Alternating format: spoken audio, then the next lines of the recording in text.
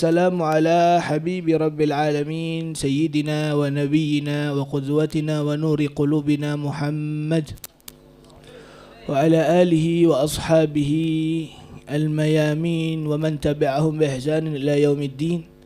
نوينا التعلم والتعليم والنفع والانتفاع والمذاكرة والتذكر والتذكير، إفادة والاستفادة والحث على التمسك بكتاب الله تعالى وسنة رسول الله، والدعاء إلى الهدى والدلالة على الخير ابتغاء وجه الله الكريم وثوابه وقربه تعالى. اللهم انفعنا بما علمتنا وعلمنا ما ينفعنا وزدنا علما. اللهم أرنا الحق حقا وارزقنا اتباعه، وأرنا الباطل باطلا وارزقنا اجتنابه، واجعلنا ممن يستمعون القول فيتبعون أحسنه، وأدخلنا برحمتك يا أرحم الراحمين. ثم أما بعد. Hadirin wal hadirat yang dirahmati oleh Allah, jangan lupa ngopi.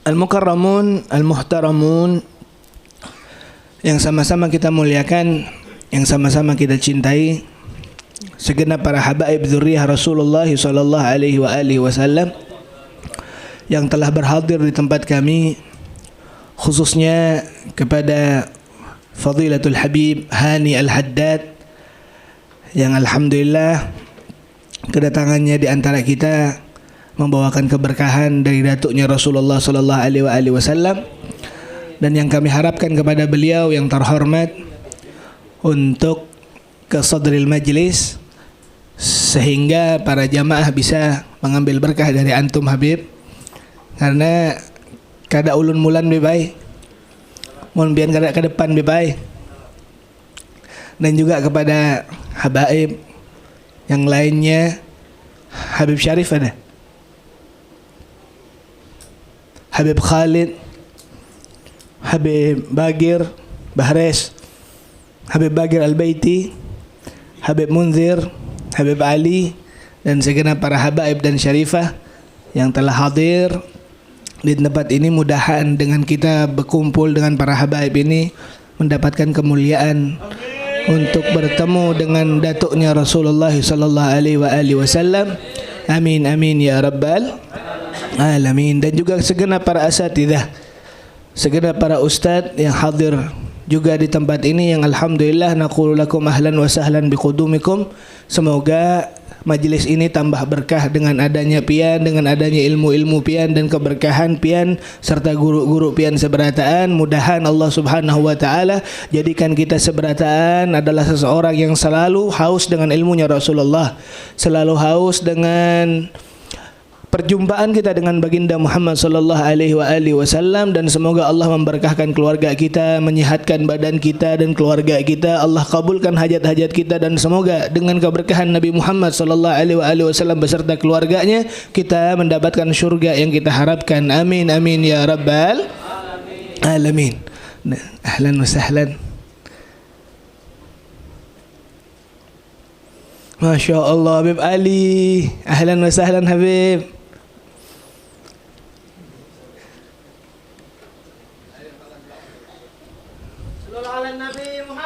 Allahumma salli wa sallim wa barik alaih.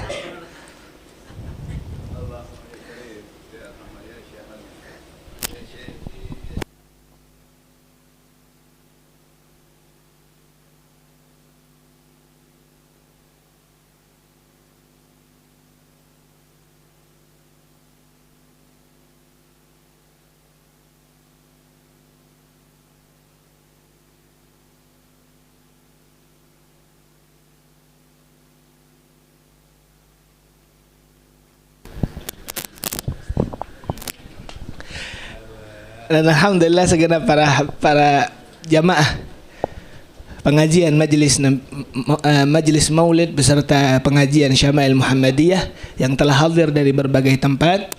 Semoga antum duduknya di sini menambahkan ilmu kepada Rasulullah, ilmu yang berhubungan dengan Rasulullah, ilmu yang mendekatkan diri kepada Rasulullah dan kepada Allah Subhanahu wa taala.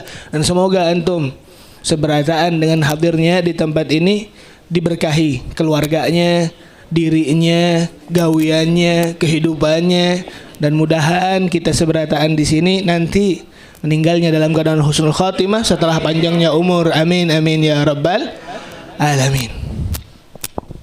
Hadirin yang dirahmati oleh Allah, Al-Fakir ampun maaf sebelumnya karena siup barusan kada sadar lagi, ulun kira selain malam Senin wah ini, jadi subhanallah teguring sebentar. Alhamdulillah, tapi karena adanya semangat dari kita dan alhamdulillah kita juga kedatangan habaib di sini. Mungkin aura kita ini yang terlalu besar sehingga menyiupkan mata ulun. Masya Allah. Hadirin yang dirahmati oleh Allah, ketika kita membuka ayat Al-Quran, niscaya kita lihat di dalam ayat tersebut Allah firmankan wa'lamu anna fikum Rasulullah. Ketahuilah, kata Allah, firman Allah, bahwa di antara kita ada Rasulullah. Yang dimana ayat tersebut telah diuntaikan 1400 tahun sebelum kita dilahirkan. Yang dimana khususnya Al-Quran tidak akan bisa satu pun ataupun satu huruf pun diubah, tidak akan bisa, karena Allah yang menjaganya. Allah yang menjamin kekekalan Al-Quran, sehingga pada saat itulah ketika Allah mengkehendaki untuk diambil kembali, Al-Quran akan hilang, yaitu sebelum hari kiamat. Dan umat muslim yang beriman kepada Allah juga akan Allah Subhanahu wa taala wafatkan, sehingga orang mukminin tidak akan pernah merasakan bagaimana dahsyatnya, bagaimana mengerikannya hari kiamat. Di dalam ayat tersebut Allah firmankan bahwasanya ketahuilah kepada seluruh umatnya Rasulullah, jelas bahwa ucapan Allah ketahuilah di antara kalian ada Rasulullah, sehingga makna tersebut bukan hanya tersirat dari orang-orang yang hidup di zamannya Rasulullah yang melihat kehidupan Rasulullah dari para sahabatnya, melainkan maknanya lebih besar. Mereka yang mengatakan keimanan kepada Allah, mereka yang menyatakan keimanan kepada nabi-nabi Allah, maka mereka sesungguhnya selalu dipantau, selalu dipandang, selalu memiliki kaitan dan ikatan kepada Rasulullah sallallahu alaihi wasallam. Sehingga ikatan tersebut yang terlihat dengan sangat dahsyat, ikatan mahabbah. Bahwa apa yang kita jelaskan, apa yang kita ketahui bersama, bahwasanya bagaimana kepedulian yang sangat besar dari sifat dan sikapnya Rasulullah kepada umatnya, sehingga walaupun ketika akhir dari hayatnya Rasulullah, ketika Rasulullah dicabut oleh Allah nyawanya, yang dipikirkannya yang pertama kali adalah umatnya, yang tak lain dan tak bukan adalah kita. Itu merupakan sebuah bukti kecintaan Nabi yang besar kepada umatnya Rasulullah sallallahu alaihi wasallam. Sehingga hadirin yang dirahmati oleh Allah, Nabi ini cintanya tanpa pamrih. Nabi ini cintanya kepada kita bahkan sebelum kita diciptakan, kita terlebih dahulu telah dicintai oleh Nabi. Sehingga patut sebagai umat Rasulullah untuk mengerti, untuk mengkaji, karena porsi seseorang di dalam mencintai Rasulullah berbeda-beda di antara satu orang dengan orang yang lainnya. Ketika orang tersebut membaca, orang tersebut mempelajari, orang tersebut mengetahui kisah-kisah yang telah diriwayatkan oleh ulama yang berhubungan seputar Nabi Muhammad, niscaya dia akan melihat bagaimana dahsyatnya Nabi Muhammad dan bagaimana perjuangannya Nabi Muhammad yang mati-matian hanya untuk kita sebagai umatnya Rasulullah. Maka terlihatlah sebuah gambaran yang besar bahwasanya Nabi Muhammad memiliki kasih sayang kepada umatnya yang saya katakan tanpa pamrih. Nabi Muhammad mencintai mereka yang tidak mencintai Nabi. Cuman ketahuilah kerugian bagi siapa. Tetap cinta Nabi Muhammad, tapi karena orang tersebut tidak memiliki sifat dan etikat baik kepada Rasulullah sehingga tidak menjadikan idola Nabi, tidak menjadikan Nabi sebagai panutannya, tidak menjadikan Nabi seseorang yang bisa dikatakan seseorang yang spesial di dalam kehidupannya, maka kesalahan dan penyesalan bukan pada Nabi Muhammad, melainkan pada dirinya sendiri. Cuman melihat bagaimana dahsyatnya cinta Nabi aja kepada umatnya, yang dimana umat ada dua, umat ijabah, umat yang sudah menerangkan, menyatakan dirinya merupakan pengikut Rasulullah, yaitu kita, umat yang mengatakan asyhadu an la ilaha illallah wa asyhadu anna sayyidina Muhammadar Rasulullah. Terus umat yang kedua yaitu umat dakwah, umat yang dimana hidup di zaman Nabi maupun hidup setelah Nabi Muhammad. Cuman mereka tidak mengimani, mereka Allah tutup pandangannya, mereka lalai dengan kewajiban, dengan apa yang sepatutnya dia adakan ataupun dia pelajari selama dia hidup, yaitu mereka umat secara umumnya, sesuai dengan apa yang diucapkan oleh Allah, wa ma arsalnaka illa kafatan linnas. Tidaklah kami utus engkau wahai Nabi Muhammad kecuali engkau diutus kepada seluruh manusia, tanpa ada sebuah kategori ataupun sebuah pemetakan di dalam umatnya Rasulullah. Seluruhnya, entah itu antara orang Arabnya maupun ajamnya, entah itu orang kulit putihnya atau hirangnya, semuanya umatnya Rasulullah sallallahu alaihi wasallam. Baik. Sehingga kalau pengen tahu dahsyatnya itu, yang bisa kita tampakkan, yang bisa kita rasakan, cintanya Rasulullah itu terkiaskan, tercontohkan, walaupun contoh ini hanya sebuah simbol saja, tidak ada seseorang yang bisa menampakkan ataupun mencontohkan bagaimana cintanya Rasulullah kepada seseorang, tidak ada. Cuman ini merupakan sebuah simbol, adanya sebuah percikan dari contoh. Siapa mereka? Mereka adalah orang tua kita. Mereka mencintai kita tanpa pamrih. Mereka mencintai kita, membesarkan kita, mengajarkan kita, mendidik kita, merawat kita. Karena landasan apa? Landasan apa? Duniawi? Tidak. Landasan cinta, mahabbah.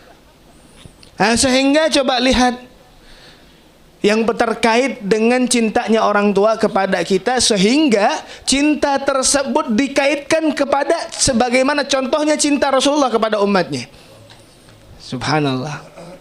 Banyak persamaan sehingga sesuai dengan apa yang diucapkan oleh Rasulullah kepada seseorang yang mencari kebaikan, kepada seseorang yang mencari kebenaran. Mereka bertanya kepada Rasulullah, ya Rasulullah, man ahaqqun nas bihusnis suhbah. Wahai Nabi, siapa sih, siapa gerangan yang patut kita jadikan orang nomor satu yang kita wajib untuk menunaikan kebaikan kepadanya,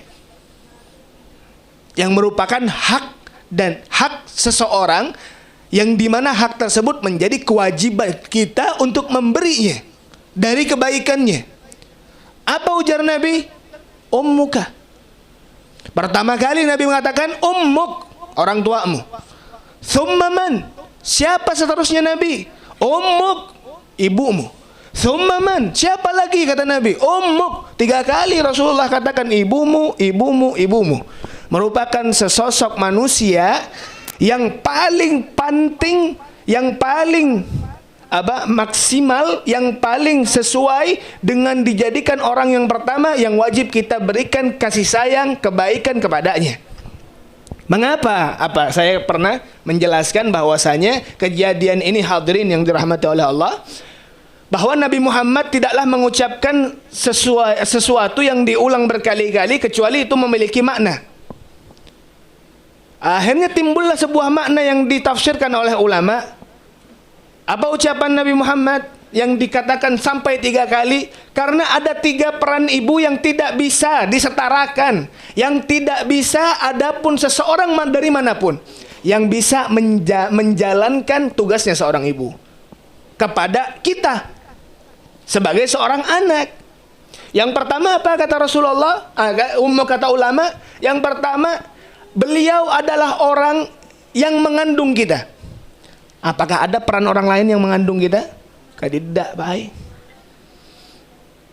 Sehingga darah daging dari ibu menumbuhkan kita, sehingga kita menjadi bagian tubuh dari ibu kita yang terpisah.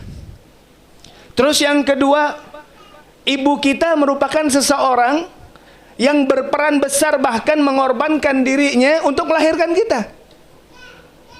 Di saat jihad yang besar bagi seorang ibu, antar hidup dan mati. Bagi kita seberatan yang memiliki istri yang pernah melihat, menyaksikan kejadian tersebut, niscaya apa yang kita rasakan? Sangat pilu sebagai seorang laki-laki. Seorang ibu sangat merasakan hal tersebut. Siapa yang dikeluarkan? Nah, kita nih, yang durhaka ini. Terus yang ketiga, mereka adalah orang yang menyusui kita. Mereka adalah orang yang mendidik kita, sehingga kita merupakan bagian tubuh dari seorang ibu yang terpisah. Bagaimana kodratnya anak tersebut kepada ibunya, sehingga apa yang diucapkan oleh Rasulullah di dalam perkara ini, bahwa kita ini, Pak, Bu, yang dihidupkan oleh Allah, memiliki kewajiban. Entah itu kewajiban kepada Sang Khalik dengan ibadah, dan kita memiliki kewajiban kepada makhluk sebagai orang ataupun manusia ciptaan yang diciptakan oleh Allah. Allah firmankan dalam Al-Quran, wa qadha rabbuka alla ta'budu illa iyyah. Yang pertama yang berhubungan dengan Sang Khalik, Allah firmankan, wa qadha, aku telah berikan sebuah kewajiban, takdirnya Allah kepada seluruh manusia, bahwa tidaklah ada sebuah perihal yang pantas untuk disembah kecuali Allah. Itu merupakan haknya Allah. Itu merupakan sebuah haknya Allah dan kewajiban bagi kita sebagai manusia. Terus yang berhubungan dengan makhluk, Allah firmankan, wabil walidaini ihsana. Secara langsung Allah yang diucapkan oleh Allah secara pertama kalinya yang berhubungan dengan makhluk adalah orang tua. Wabil walidaini ihsana, dan bakti kepada orang tua. Karena apa? Peran tadi yang tidak bisa kita lupakan. Sehingga hadirin yang dirahmati oleh Allah, berhubungan dengan hal ini, ketika kita melihat seseorang orang tua yang banyak lalai di antara kita seberataan, bahwasanya peran seorang ibu khususnya dan orang tua secara umumnya merupakan sebuah peran yang sangat istimewa, yang sangat penting dan vital di dalam kehidupan. Bagaimana tidak? Sedangkan Nabi Muhammad telah mengisyaratkan berkali-kali kepada seseorang yang berbakti kepada orang tuanya dengan ucapan beliau, falyaf'alil baru masya, dan silahkan lakukan keburukan, silahkan lakukan maksiat, silahkan lakukan perihal yang bertentangan dengan ibadah kepada Allah. Cuman orang tersebut di dalam kategori, bentuk kategori mereka adalah orang yang membakti sama orang tua. Kata Rasulullah, ketahuilah maksiatnya, keburukannya tidak akan bisa membuat dia masuk neraka Allah. Siapa yang mengatakan Rasulullah, Habib berarti orangnya maksiat? Iya, maksiat. Cuman dalam tanda kutip dia adalah orang yang berbakti kepada orang tua. Yang kedua kata Rasulullah, falyaf'alil aqu masya, dan silahkan lakukan bagi mereka ataupun silahkan lakukan kebaikan. Dia boleh berhaji, silahkan berumrah, silahkan menunaikan sedekah dengan sebanyak-banyaknya. Cuman dalam tanda kutip, dia adalah seseorang yang membangkang, yang durhaka dengan ibunya, dengan orang tuanya. Maka ketahuilah amal ibadahnya akan ditolak oleh Allah semuanya. Dan hal tersebut tidak akan membuat dia masuk surganya Allah. Kenapa, Pak? Kenapa, Bu? Kenapa Rasulullah mengatakan hal tersebut? Karena apa yang kita telah lakukan dari kebaikan belum tentu dapat ridha Allah. Belum tentu. Iya boleh di dalam bentuk ibadah, kebaikan, sholat Jumat berjamaah, sholat jamaah, menunaikan umrah, menunaikan haji. Tapi ketika hal tersebut tidak dibarengkan, tidak dilandaskan dengan sebuah keikhlasan, tertolak. Tapi subhanallah, kalau orang yang berbakti kepada orang tuanya tidak repot. Allah firmankan apa? Allah berikan isyarat kepada Rasulullah dengan menyampaikan kepada umatnya dengan ucapannya, ridallah fi ridal walidain. Ridhonya Allah terikat, tergantung dengan ridhonya orang tua. Ketika kita sudah mendapatkan sebuah keridhaan dari orang tua, maka ketahuilah ridhonya Allah akan bersama dari ridhonya orang tua. Maka dari itu, apa yang telah dilakukan oleh Al-Habib Ali bin Muhammad bin Husain Al-Habsyi dan para ulama seberataan, yang pertama kali dia lakukan, bagaimana beliau mentakzim, memuliakan orang tuanya, sehingga orang tuanya dijadikan sebuah perihal yang terpenting dalam kehidupannya. Sehingga subhanallah, hadirin yang dirahmati oleh Allah, itu merupakan sebuah mindset di dalam agama kita. Itu sebuah jalan di dalam kehidupan seseorang mukmin muslim, untuk menjadikan orang tua adalah seseorang yang diistimewakan di kehidupannya. Yang di antara kejadian ini coba kita lihat, kita banyak yang kita lalaikan, banyak yang kita subhanallah kita asingkan, sehingga ampun maaf semuanya baik. Kita ketika datang ke seseorang guru ataupun habib ataupun ulama, kita cium kedua tangannya. Kadang kita minta banyak kepada beliau. Kita luar biasa menjaga beliau. Tapi subhanallah, kadang tuh porsi ibu kita dilalaikan. Hal tersebut ya tidak baik. Hal tersebut merupakan sebuah perkara yang disayangkan. Apa yang dikatakan oleh Rasulullah, nih doanya seorang ibu nih sebagaimana doanya Nabi kepada umatnya. Kalau minta doa, minta sama ibu. Ketika minta doa sama ibu, mintalah doa sekiranya ibu itu berdoa dengan ikhlas. Ibu berdoa dengan benar-benar keluar dari hatinya, bukan paksaan. Nah, itu yang merupakan sebuah mindset kita, yang kita tanamkan kepada setiap orang yang cinta kepada Nabi Muhammad SAW. Karena cintanya orang tua bersambung dengan cintanya Rasulullah kepada kita. Akhirnya Habib, porsi orang tua kami kan berbeda-beda, Habib. Orang tua kami kadang ada yang baik, orang tua kami kadang ada yang tidak baik. Bagaimana kita melihatnya, Habib? Bagaimana kita melaksanakannya ataupun berbakti kepadanya, sehingga subhanallah seseorang orang tua, pun maaf Bapak Ibu yang dirahmati oleh Allah, orang tua ini bukan seseorang yang maksum, bukan seseorang yang terjaga sebagaimana para nabi. Mereka memiliki dosa, mereka memiliki kebaikan, mereka memiliki kesalahan. Bukanlah itu yang kita lihat. Bagaimana kita memberikan sebuah khidmat kepada mereka, tanpa kita harus melihat orang tua kita ini bagaimana. Kalau seandainya orang tua baik, kita wajib baiki.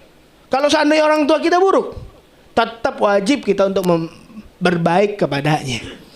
Allah firmankan dalam Al-Quran, وَجَعَلْنَا بَعْضَكُمْ لِبَعْضٍ fitnah atasbirun, kata Allah, dan aku telah ciptakan di antara kalian kepada kalian yang lain fitnah.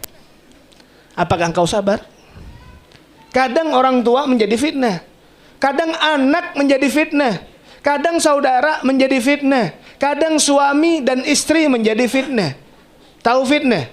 Fitnah merupakan perihal yang menjauhkan diri kepada Allah dengan adanya orang tersebut. Kadang fitnah ini merupakan sebuah ketidaknyamanan di dalam berkeluarga, ketidaknyamanan di dalam menjalani kehidupan.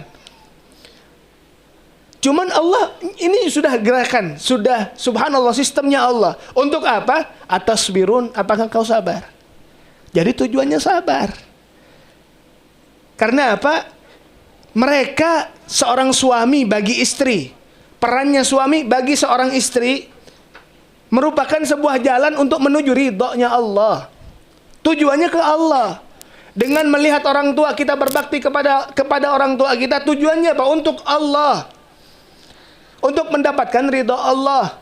Kita melihat coba kita bayangkan kalau seandainya ikatan orang tua kepada anak sudah tidak bisa terlepaskan.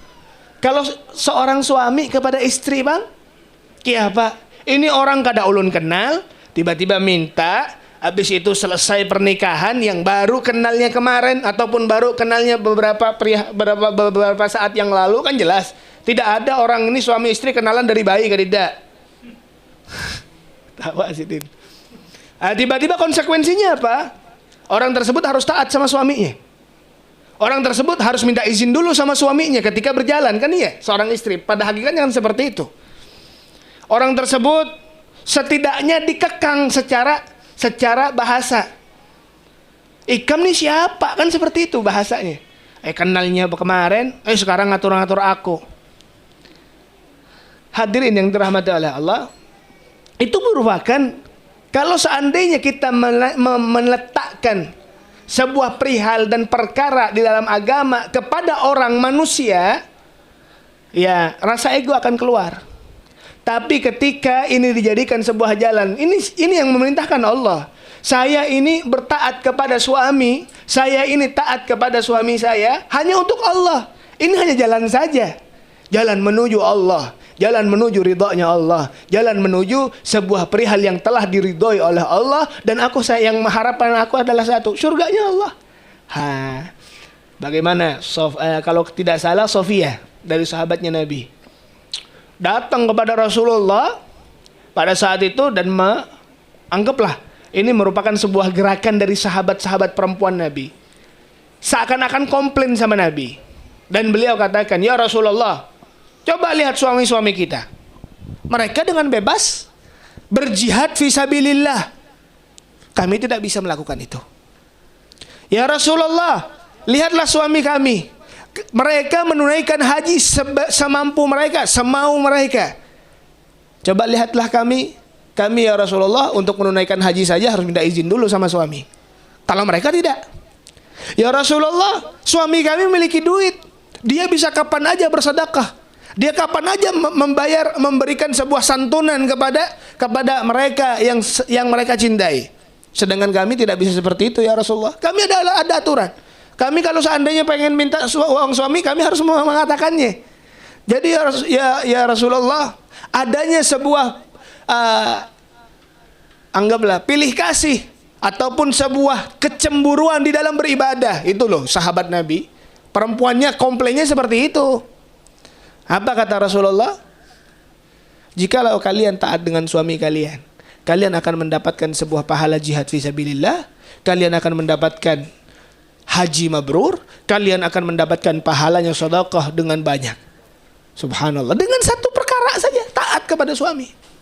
Nah, ini kan merupakan taatnya kita, ikatan kita antara saudara, antara siapapun itu merupakan sebuah jalan, torik aja, jalan menuju Allah, jalan menuju ibadah Allah, jalan menuju syafaat dari Rasulullah sallallahu alaihi wasallam.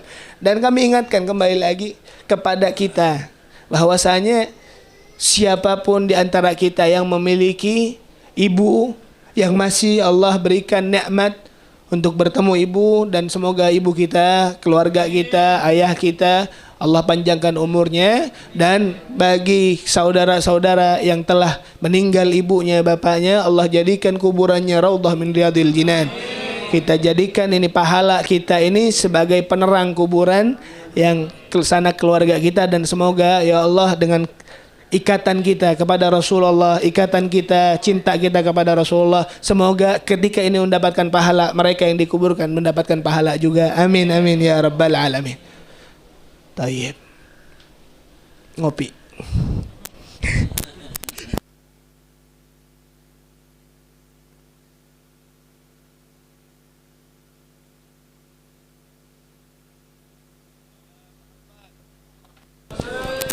Bismillahirrahmanirrahim. Babu majaa. Itu baru muqaddimah, baru awal.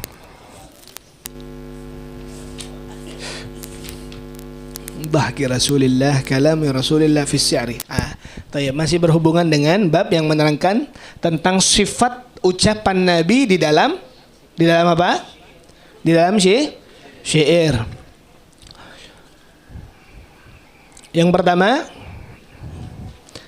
apakah Nabi Muhammad pernah mengucapkan syair dari syair-syair jahiliyah? Tidak pernah. Tayyib.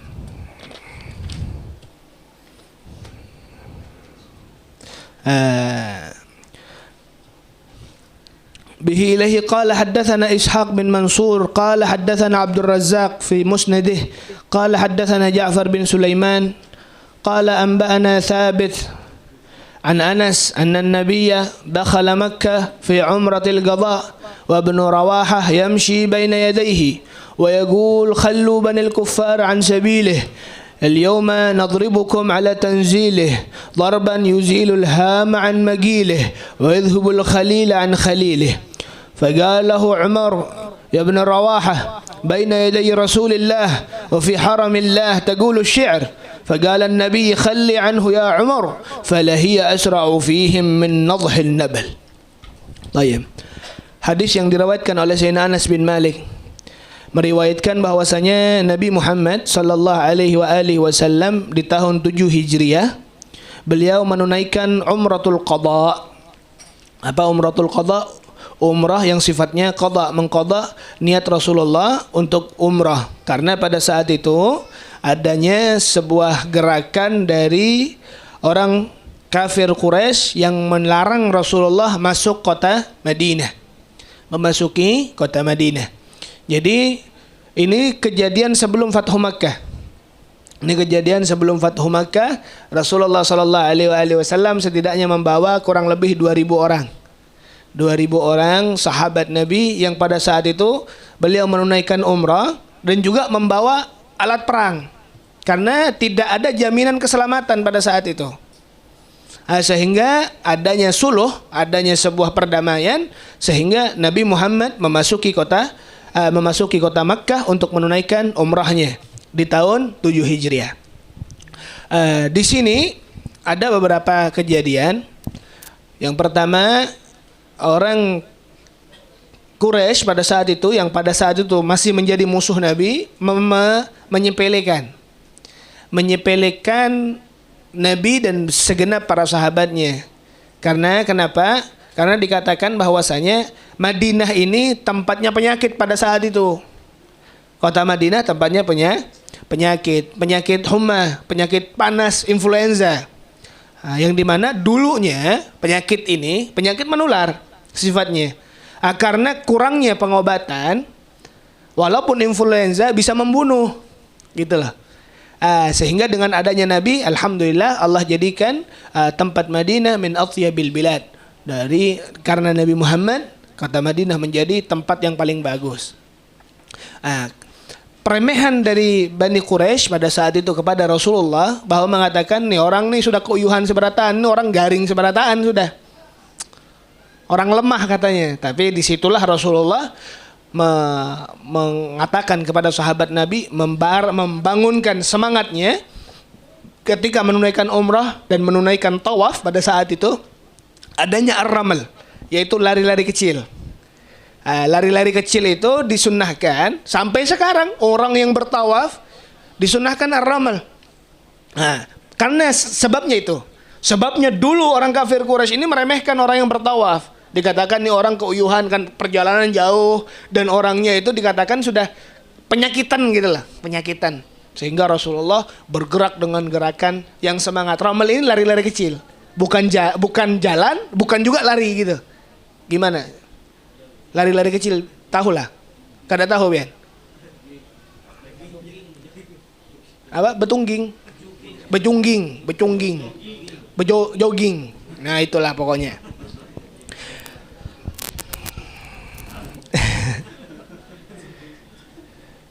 Tayyib, di sini dikatakan bahwa Abdullah bin Rawaha beliau mengucapkan sebuah ucapan syair. Khallu banil kuffar an sabilih, al-yawm nadribukum ala tanzilih, darban yuzilul ham an magilih, wa yudhibul khalila an khalilih. Saya ceritakan, sudah kami bahas bahwa bagaimana kedudukan syair di dalam ideologi orang Arab. Syair kan menjadi sebuah peran yang sangat besar kan ya. Jadi setiap perayaan apapun pasti ada ucapan syair. Dan pada saat itu Abdullah bin Rawaha mengatakan, khallu banil kufar, biarkan orang-orang ini, orang-orang kufar melihat kami. Baik, sebentar.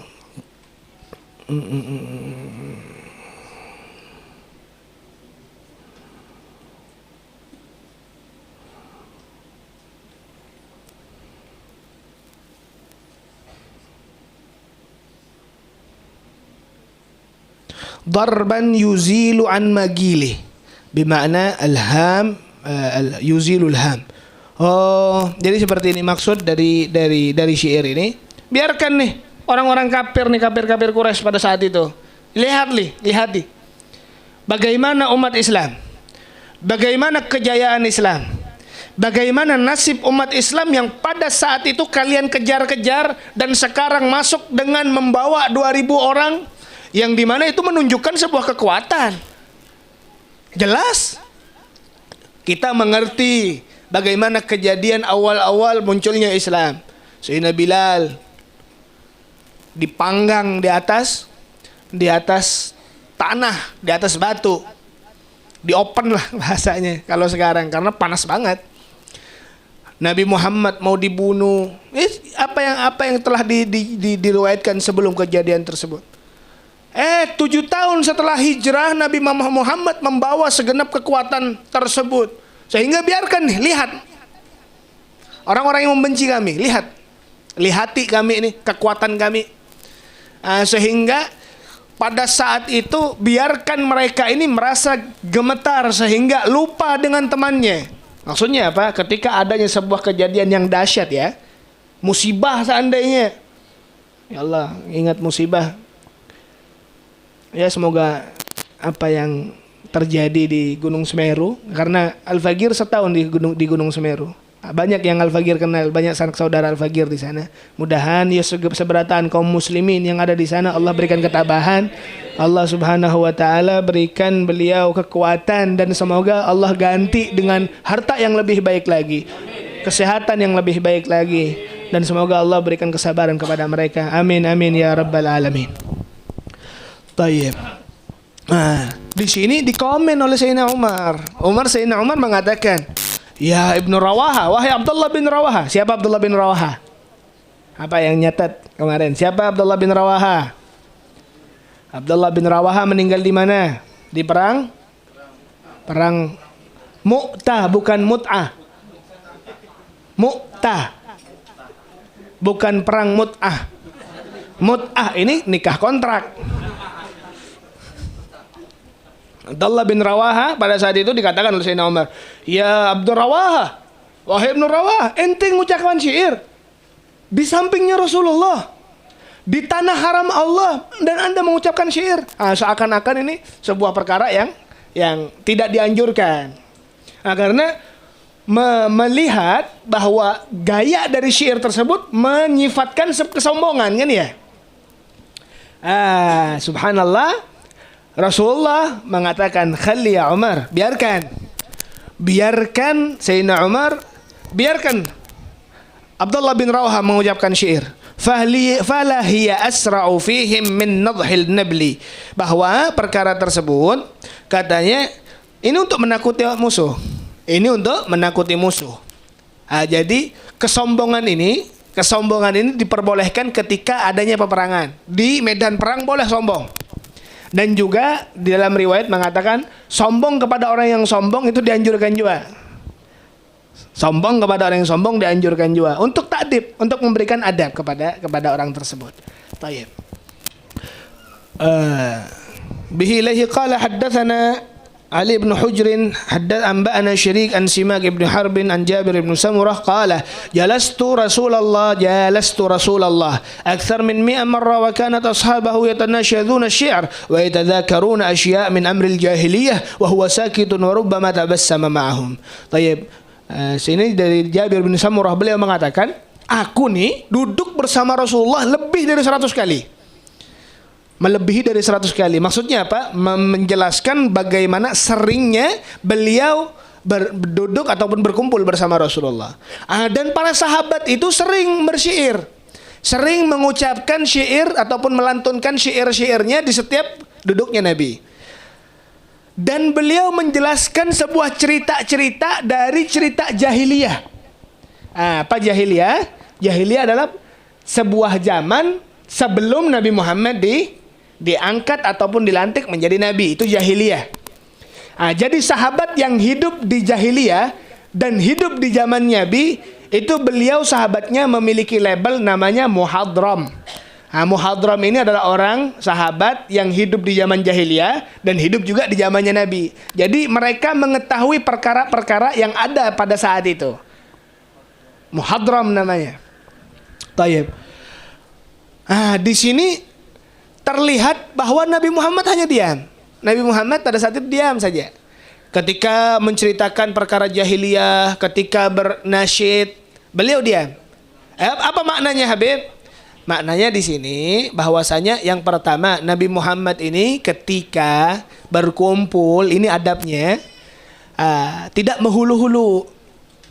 Ketika adanya teman cerita, sahabatnya cerita, didengarkan, diam dengan penuh mutmainnah, dengan penuh ketenangan untuk mendengarkan. Ketika seseorang, ampun maaf, ya kita sebagai manusia sama aja memiliki perasaan. Coba ketika kita menceritakan dan didengar, seneng gak ada? Senang, memasukkan kesenangan dalam hati seseorang. Dan itu akhlak kebijaksanaan yang tinggi. Kadang kan, ampun maaf, ketika ada seorang mencerita, kita tahu tentang cerita itu, tapi kita tidak bisa diam gitu loh. Maksud diam tadi, kita potong omongannya sehingga kita yang menceritakan, ataupun kita yang menolak cerita itu. Oh, lain kayak gini. Dengarkan sampai selesai. Itu akhlaknya Nabi Muhammad. Itu kebijaksanaan yang dilakukan oleh Nabi Muhammad, yang diterapkan Nabi Muhammad ketika adanya perkumpulan sebagaimana terjadi di zamannya. Apakah itu juga berlaku di zaman ini, Habib? Jawabannya berlaku. Jawabannya sangat berlaku. Habib, kalau berhubungan dengan hukum bagaimana? Nah, adabnya ketika seseorang membahas tentang hukum, ini adab.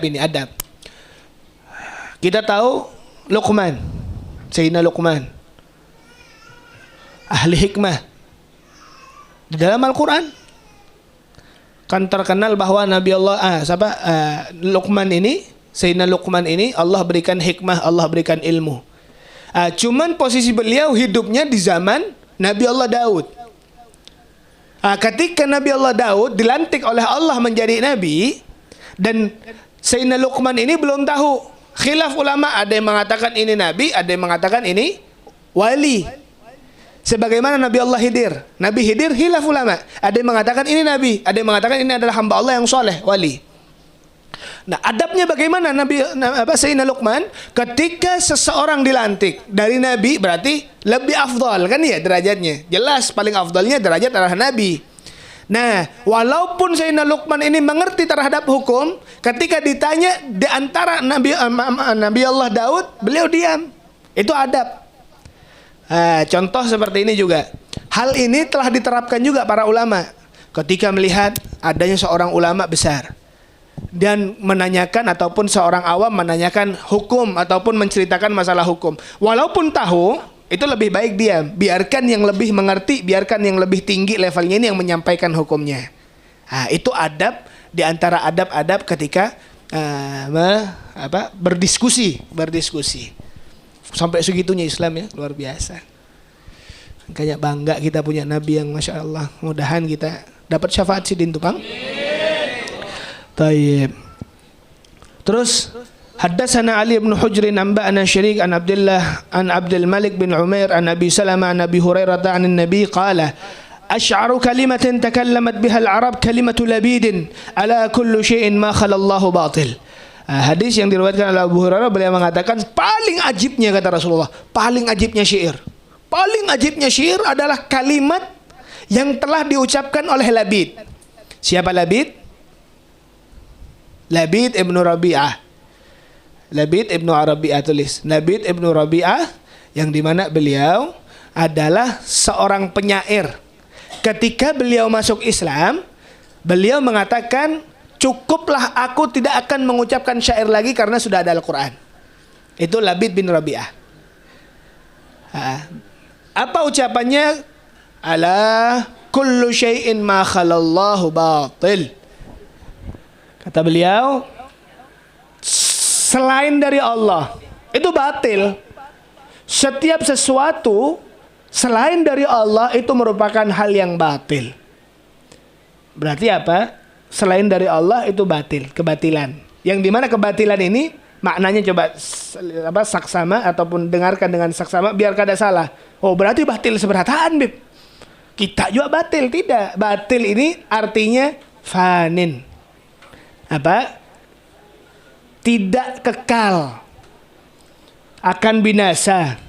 Kullu man 'alaiha fan wa yabqa wajhu rabbika dzul jalali wal ikram. Setiap makhluk akan wafat. Setiap perkara akan binasa kecuali hanyalah Allah. Malaikat Habib mati apa kada, Habib? Meninggal, wafat juga. Orang yang terakhir dari kaum malaikat, dari bangsa malaikat yang meninggal adalah malaikat pencabut nyawa. Sebelum itu yang diwafatkan adalah malaikat Jibril. Nah, semuanya meninggal nanti kecuali hanya Allah, hanya zatnya Allah Subhanahu wa taala. Baik. Wabihi ilaihi qala haddatsana Ahmad bin Mani' qala haddatsana Marwan bin Muawiyah an Abdullah bin Abdurrahman At-Ta'i an Amr Asy-Syarid an abihi qala kuntu ridfa Rasulillah فأشندته 100 قافية من قول أمية ابن أبي الصلت الثقفي كلما أنشدته بيتا قال لي النبي حتى أنشدته 100 يعني بيتا فقال النبي إن كاد لا يسلم. Beliau mengatakan dari Syarid, aku kata beliau selalu bersama Nabi. Ketika aku bersama Nabi, aku sebutkan tuh syair-syair jahiliyah. Dari syair Umayyah bin Abi Salti Al-Thaqafi. Siapa Umayyah bin Abi Salti Al-Thaqafi? Yaitu beliau adalah Abu Hakam. Siapa? Abu Hakam. Berapa kali diucapkanlah syairnya Abu Hakam ini sebanyak 100 kali. Dan setiap pengucapan syair Nabi Muhammad mengatakan hih. Nah, hih ini adalah sebuah ungkapan teruskan. Beda ataupun lain katanya sohin kalau di dalam nahu sohin itu maksudnya apa? Berhenti. Kalau teruskan. Oh, berarti Nabi Muhammad ini pada saat itu mendengarkan ini syair dan beliau mengatakan teruskan sampai 100 kali. Dari syair orang jahiliyah yang bernama siapa? Abu Hakam. Terus terakhirnya Nabi Muhammad mengatakan apa? Innahu kadala yuslim. Kata Rasulullah, inya nih hampir Islam tapi kada Islam. Makanya Rasulullah mengatakan apa? Syairnya muslim, aslama syi'ruhu wa qalbuhu kafir.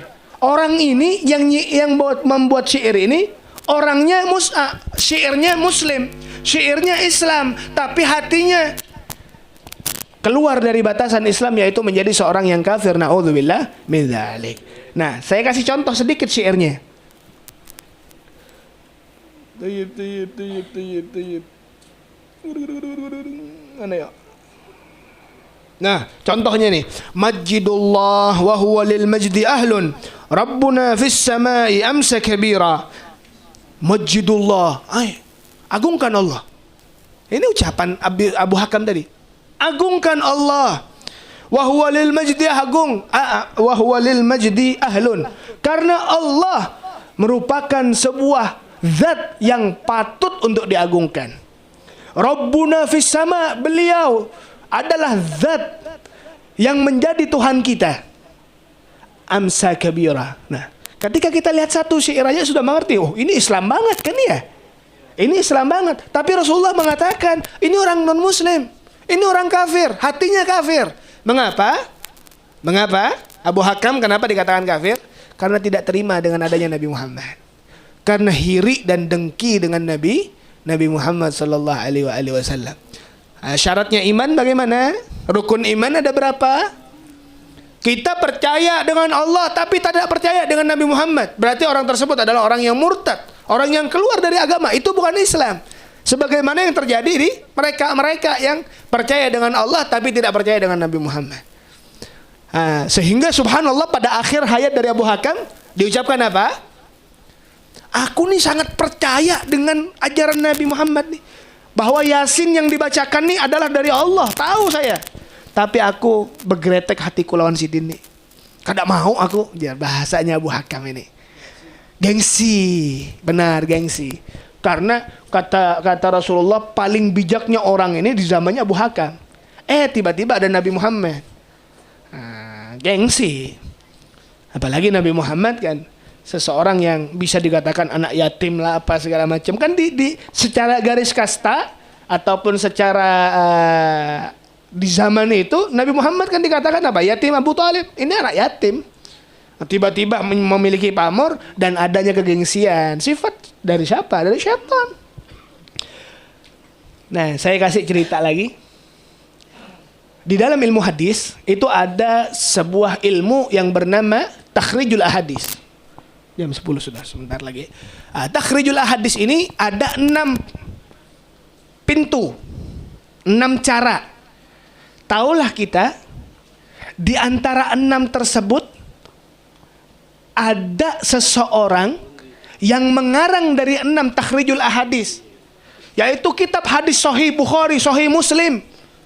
Di antara itu untuk peletakan nomornya, taulah yang ngarang orang non muslim, mustasyrik, namanya Westring kalau nggak salah. Ya Allah, itu hafal ribuan hadis, hafal Al-Quran, hafal hadis, hafal Al-Quran. Dia memiliki peran besar di dalam ilmu hadis. Cuman hatinya kafir, hatinya non muslim, ditutup oleh Allah. Makanya subhanallah, jangan tertipu dengan mazhar. Makanya alhamdulillah nih, nikmat iman dan Islam ini merupakan perkara yang besar harganya di mata Allah gitu loh. Mudah-mudahan istiqamah kita dengan apa yang kita pelajari pada malam hari ini. Tayyib. Nah, tinggal satu hadis lagi. Dari Siti Aisyah. Kada ulun baca anunya, isnadnya. Beliau mengatakan kana Rasulullah yada'u li Hassan ibn Thabit mimbaran fil masjid yaqumu alaihi qa'iman yufakhiru an Rasulillah aw qalat yunafihu an Rasulillah wa yaqulu Rasulullah inna Allah ta'ala yu'ayyidu Hassan bi ruhil qudus ma yunafihu aw yufakhiru an Rasulillah. Dari Sayyidina Anas, dari Sayyidina Aisyah, beliau mengatakan bahwa Sayyidina Hassan ibn Thabit, penyair juga, itu yang apa? Yang mengarang wa ajmal minka lam tara qattu aini. Bukan, sebelumnya. Kalau Qamarun itu sambungan.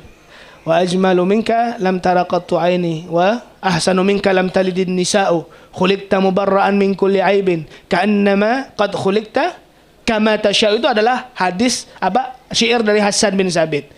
Yang bagaimana beliau mengatakan falamma ra'aitu anwarahu syata'at wada'tu min khifati kaffi ala basari khaufan ala basari min husni suratihi falam arahu illa ala qadari ruhun min nurin min jismin fi qamari ka'annama nusijat baina anjumiz zuhari. Ngertilah artinya.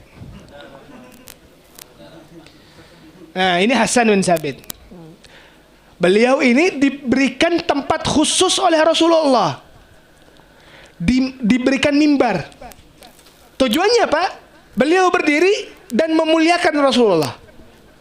memuliakan, menyanjung, memberikan sebuah syair-syair yang tertuju kepada Rasulullah. Memuliakan berarti kan ya memuji. Terus ucapan Rasulullah apa? Beliau mengatakan innallaha ta'ala, Allah subhanahu wa ta'ala yu'ayyidu Hassan bi ruhil qudus, menolong, membantu, menghadirkan kepada Sayyidina Hassan ini siapa? Ruhil Qudus. Siapa Ruhil Qudus? Malaikat Jibril, malaikat yang membantu Sayyidina Hassan ibn Sabit. Kenapa? Bayunafihu, karena beliau selalu berbangga kepada nabinya, selalu memuji kepada nabinya. Ini merupakan sebuah dalil bagi kita orang yang ketujuh bermaulid. Kita ini merupakan sebuah dalil ataupun bisyarah bagi kita yang selalu memujikan Nabi Muhammad SAW dengan lantunan-lantunan syair kita. Karena ini loh, malaikat ini bangga, Allah bangga karena yang kita pujikan adalah seorang yang sangat mulia di mata Allah, seorang yang sangat mulia di mata baginda Muhammad di mata malaikat, yaitu baginda Muhammad sallallahu alaihi wasallam. Kaidah penting, mohon dicatat, merupakan syair, namanya kicauan burung bulbul. Kawaklah, nyatat. Catatlah, bismillahirrahmanirrahim. Sautu safiril bulbuli hayyaja qalbi as-samili al-ma'u waz-zahru ma'a az-zahri lahadhil muqali wa anta ya sayyida li wa sayyidi wa maulali fakam tayammuni ghuzayyilun aqayqali qad taftahu min wajnatin min lathmi wardil khajali faqala la faqad ghada muharwali faqultu la tuharwali wa bayyinil lu'lu'ali. Itu syair. Itu syair dengan bahasa yang fasih. Ada yang bisa hafal tadi? Ulun beri HP. Itu syair dari Imam Asma'i. Begayaan aja kita, begayaan. Tapi ilmu. Wallahu taala a'lam bisawab. Mudahan apa yang kita jelaskan pada malam hari ini bermanfaat gasan kehidupan buhan pian seberataan. Amin. Dah. Ya seperti biasa kita niat Al-Faqir akan membaca tawassul sebentar dan kita niatkan hajat kita. Al-Fatihah hadrat Nabi Mustafa sallallahu alaihi wasallam Muhammad bin Abdullah. إن الله يعطيه الوسيلة والفضيلة والشرف والدرجة العالية الرفيعة وبعثه المقام المحمود الذي وعدته إنك لا تخلف الميعاد يا أرحم الراحمين. ثم يرسلنا ويرسلنا الإمام الحسن أبو بكر عبد الله عطاس والله يعلي درجاته في الجنة ويكسر مثوباته ويضاعف حسناته ويحفظنا بجاهه ويعيد علينا ببركاته أسراره وأنواره وعلومه ونفاهته في الدين والدنيا والآخرة وعلانية. Sebutkan niatnya, sebutkan hajatnya dalam hati masing-masing.